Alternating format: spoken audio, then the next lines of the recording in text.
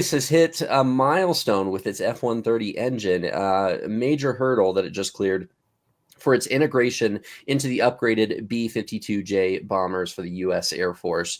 Look at that thing. Sea-level tests and dual pod trials at NASA have validated engine performance, with altitude testing set for February of next year, which is just around the corner next week, right? The F-130 engine promises advanced performance and is being manufactured in Rolls-Royce's state-of-the-art Indianapolis facility. And the B-52J will benefit from these engines, really designed to deliver high reliability and then also meet those modern defense demands.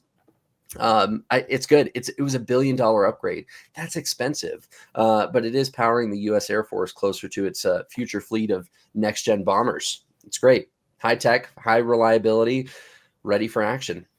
Yeah, I think the number one challenge on this, because this thing's for the next 30 years, that typically they want to keep these things going for, is how do you make sure you've got long-term reliability and maintainability in this ultra high performance engine that's designed for a platform that will have to last for that 30-year period. So Rolls-Royce are pretty good at it. And I'm wondering if they're doing like this engine as a service model on this one, where they retain the maintenance piece of it, or whether they're selling it and therefore handing over every single piece of that maintenance over to the end consumer, in this case, the B-52J. So I wonder which way they're going. But that's, to me, the biggest challenge.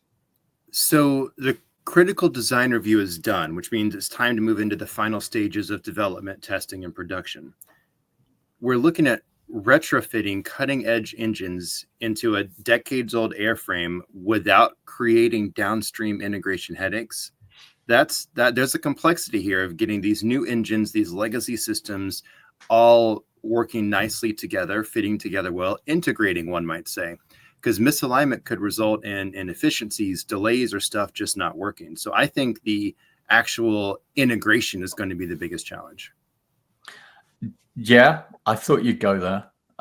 But if those engines don't hold up for decades, you've just turned a bomber into the world's most expensive lawn ornament.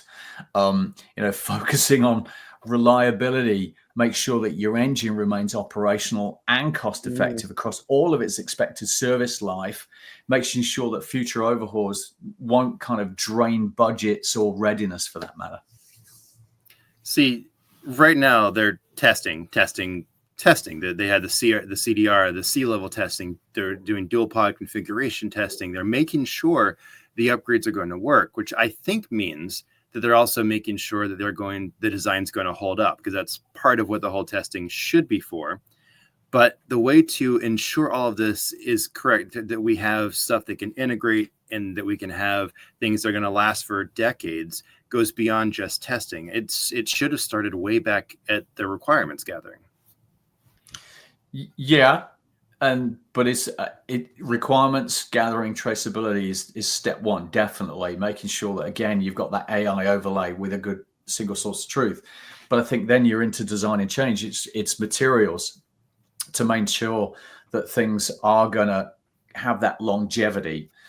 So that's design and change, making sure, again, AI is going to protect the impact of design changes on material choices. It's going to have all those predictability models inbuilt.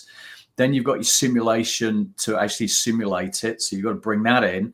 And then ultimately into manufacturing operations, making sure you mess. There you are, Greg. There's the mess mom you were looking for. Yep, I knew it was coming.